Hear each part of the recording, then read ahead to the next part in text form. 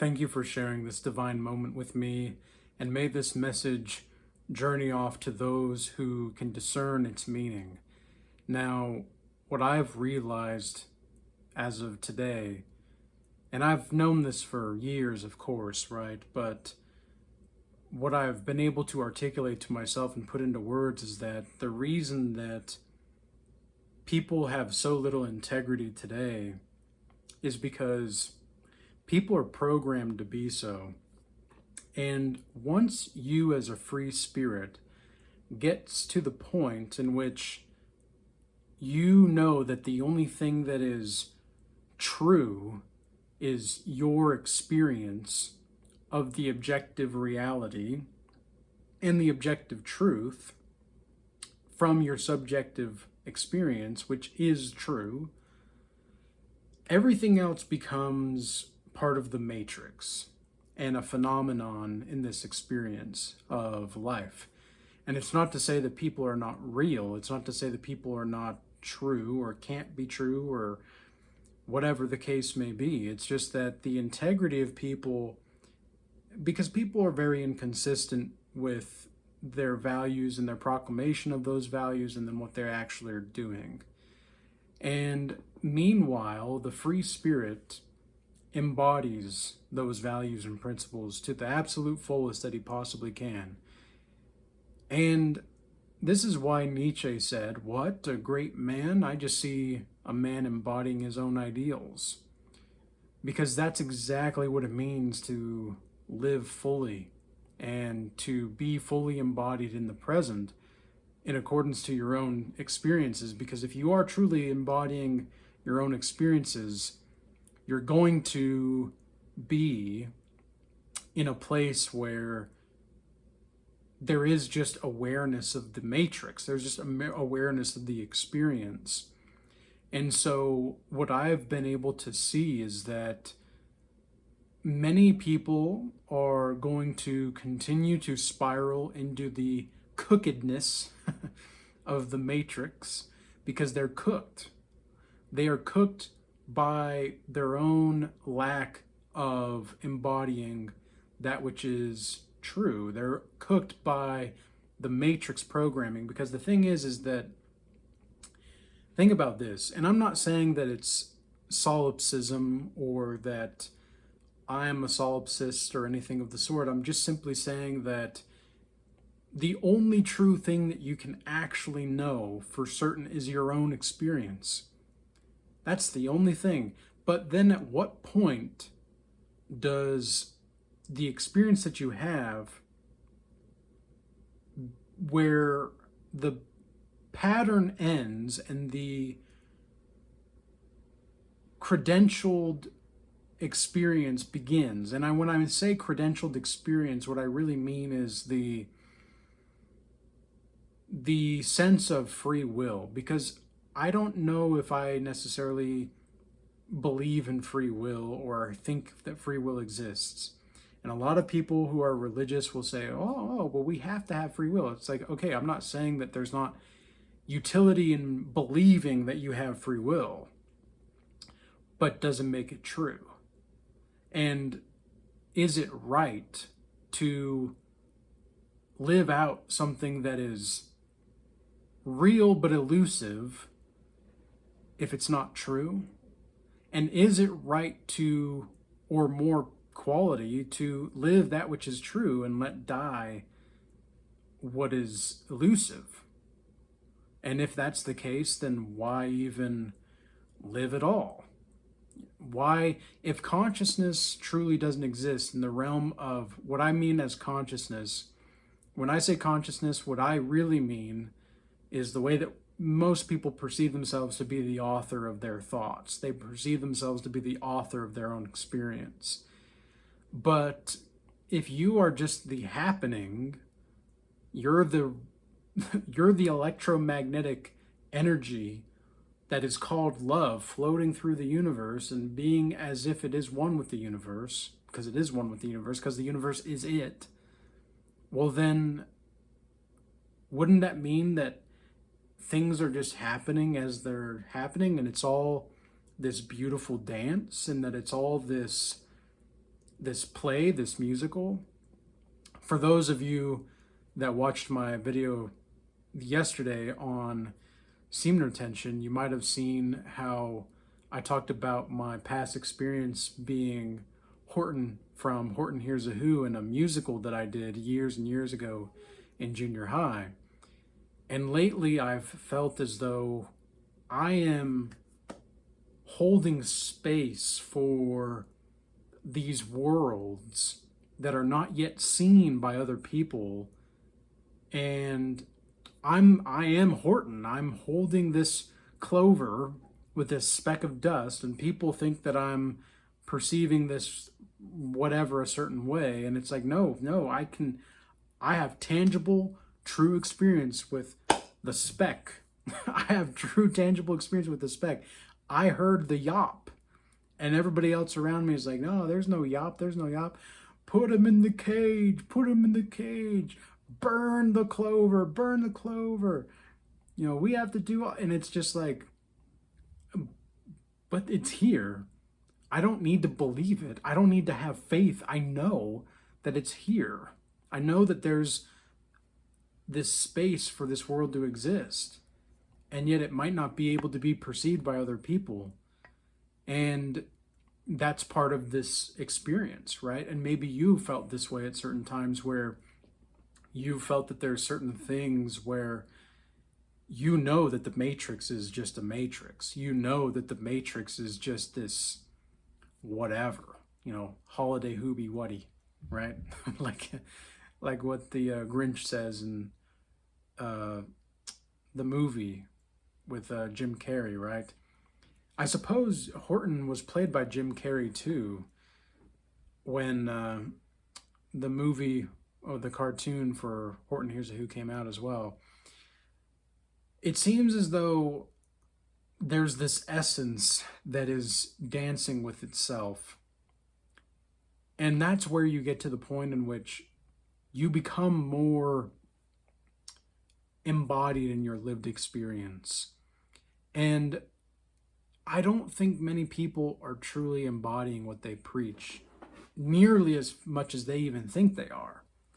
And I know this because, and I think this, because I myself, for the last 4 years that I called myself a follower of Christ, I truly believed and had faith that Jesus Christ was a physical person, that Jesus Christ was God in the flesh. And now it's not that I don't, it's not that I deny that, it's just that I have a different perspective of what God is and what truth is, to where having to believe that no longer matters. What matters is something deeper, more fundamental. And the consistency about people embodying their values, I think it's great to embody your value, but you have to get to a certain point where if you embody the value and it gets you a continually wrong, not even wrong outcome, because there's not really any such thing as wrong or right. Like there is, but there isn't. It's a paradox. But when you keep believing in something and you keep having faith in something over years, and you're not getting the same, you're not getting the results that you want, even though you're told that if you just believe this, everything will be fine. And yet, for some reason, when you continue to believe this and you continue to believe this and act this out, you act as if that's the truth, you're not really getting somewhere more to a place of renewing your mind, right? And even the Bible talks about this in Romans, the book of Romans. You know, renew your mind in Romans 12:2, right? Renew your mind. There are deep philosophical, deep, real, and true truths in the Bible, and that doesn't negate the impact of it. It just means that you have to have a different perspective of it. It's just like the instance where I described the rock in the river, and maybe people on that side of the river, they look at the rock and they see that there's the rock looks round. But here on this side of the river, the rock looks flat. Well, who's to say who is right? The fact of the matter is, there's a rock, and both of the people on both sides can agree that there's a rock, and that's what's most valuable here. The fact that there's even a story to begin with is the most meaningful piece and artifact that you can even live in your own experience, because that can be lived. But what exactly does it mean to be lived? And what does it mean to be lifelike versus alive? Is there a threshold? Is there an inflection point? Do you really have agency? Or is it simply the case that, because depending on your perspective, either one can be true. That's the weird part of it. And that's why I can totally see why Friedrich Nietzsche thought that we can create our own values. But then with Carl Jung and Adler and these other psychologists, they more had the perspective of, well, it's not necessarily that we can create our own values, it's that there are values that we can embody, and that's going to be more relevant. And it's not to say that the possibility of creating values isn't there, it's just that there's going to be certain mythical stories that we need to have this psychic expression of wholeness. And what people in the Matrix truly don't understand is that, like, you think about this, right? Like the government, the politics. I don't even want to talk about this anymore. I'm just kind of, why are we listening to these people? Like, why are we listening to these people claim to be leaders and such? Like, they're elected. No, they're not elected. Fiat, democracy under the fiat system is just consumerist capital. Well, it's not even capitalism. It's how do I say this? Democracy under the fiat currency system is simply consumerist communism. That's what it is. And that's where we're at. And it seems comfortable. Like, everybody's very comfortable being a slave. And the thing is like, is it really terrible? Is it that bad? Like, I don't know. I don't particularly enjoy it. I think that there's more to life than this, but maybe some people think that, depending on their perspective of the rock, maybe they're okay with it. And me, myself, I'm just not a part of that. And I don't want to take these people seriously because they're talking. I've seen multiple perspectives of the rock. And I have enough data points that I can verify with multiple sets of other data points to verify those other verifications that what they're saying is just BS. They're just talking out of their ass, man. Like, they're just talking out of BS, whatever. They don't care about us. They don't, and why should they? Genuinely, why should any politician whose soul is tainted with lament and soulful lacerations to the degree in which they cannot even perceive, why should they even care? They literally call us cattle, and they're mocking us to our face, right? They're mocking us. They're mocking us with the all-mocking tongue and all that crap with the all, you know what I'm talking about. The people that know. But there's all these things that are going on, and you still think that there's a side?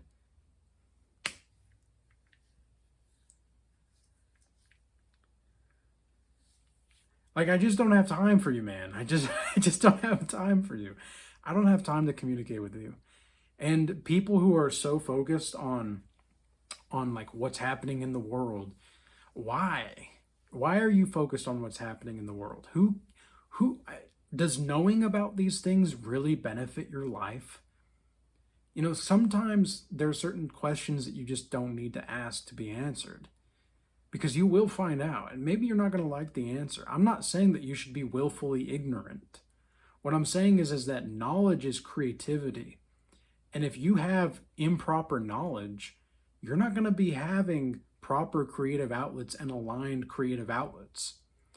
So what do? Well, you manage your knowledge base. You organize your knowledge base so that you can have proper knowledge integrated so that you can have that creative faculty spreading through you.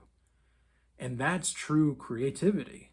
What I call creativity, though, with the Regal timeline theory, and those that are the Regal change, old timers know what I'm talking about here. The Regal change, old timers know that the Regal timeline theory, I discuss creativity as symbolic differentiation.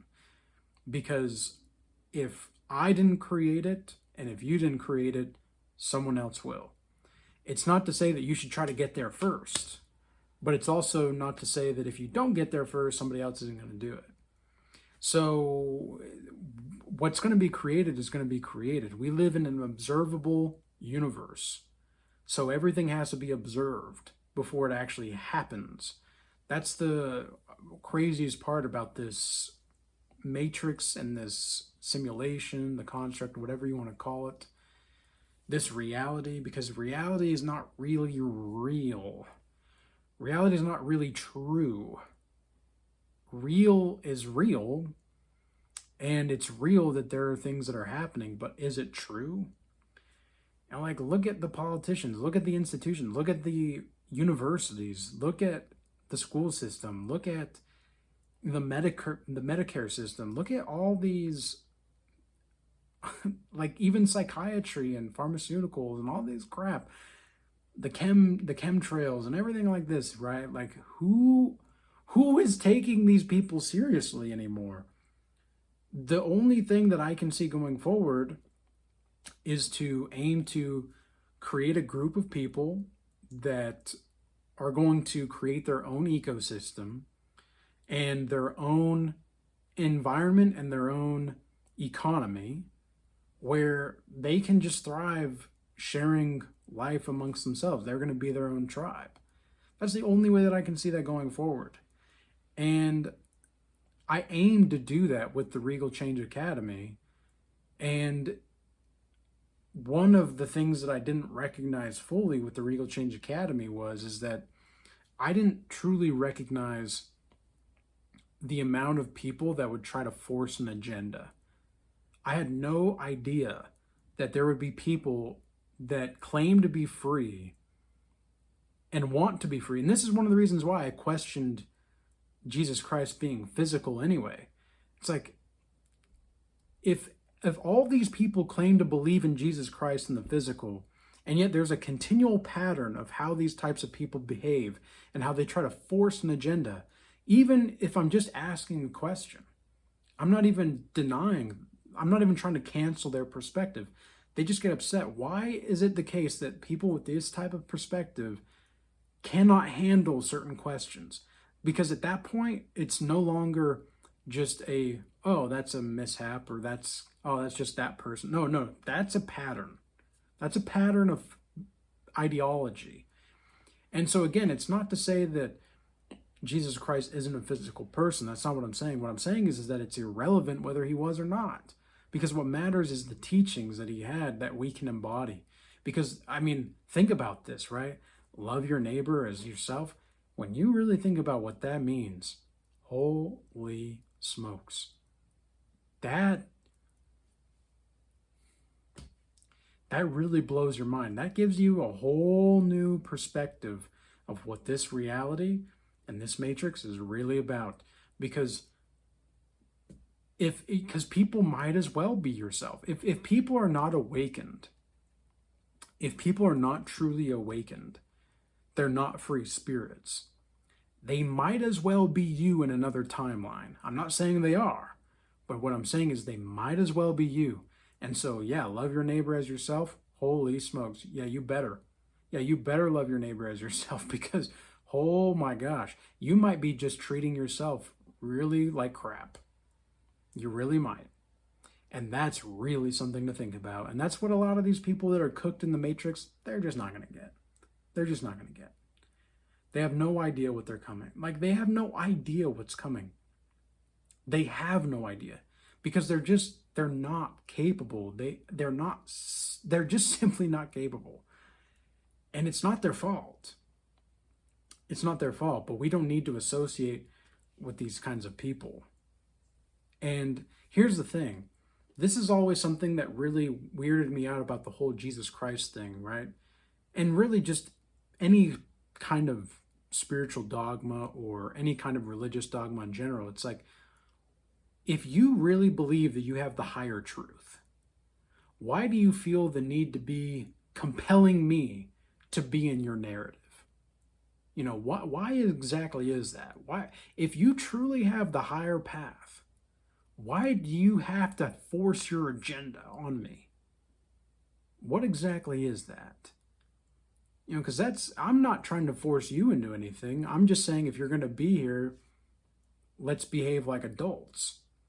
And let's entertain ideas without accepting them, like Aristotle has talked about. If this is the case, then this is the case.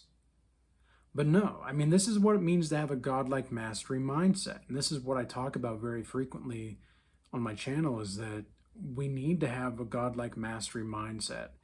And people need to be transformed. But the thing is that you can't force people into higher consciousness. And again, even that word, like, well, if consciousness doesn't exist, well, what exactly are they moving into? Well, it's not they're moving into anything. They're just releasing these thought patterns and thought algorithms and timelines that are no longer relevant or true. So they're entering new pattern convergence signals, as I call them, in the Regal timeline theory. And what I've seen time and time and time again is that the people who truly do have a higher truth, let's say, they don't try to force you into anything. They don't. And they just speak the truth. And sometimes the kindness of the free spirit is going to be seen as a sense of indignation unrighteously being cast upon the people who are in ignorance. But that's their problem. You know, because if you're truly operating in the higher truth, you might, this is where, how deep do we want to go? We've already gone pretty deep, but how deep do we want to go here? Okay, let's say this, right?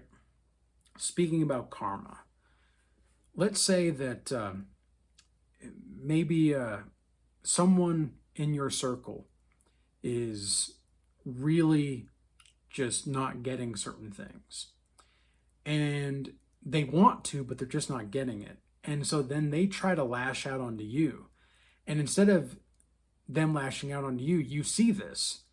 And then you reflect to them a harsh truth. Maybe they don't, like, they're really not going to like it. But you reflect to them a harsh truth. And it seemingly damages them. The truth is love, no matter what. Because love is in that place of timelessness. And timelessness is God for all intents and purposes. And I'm being very fluent with the semantics here because that's kind of the whole point of the perspective thing. However, what you did there when you revealed that harsh truth to them, you alleviated their karma to some degree.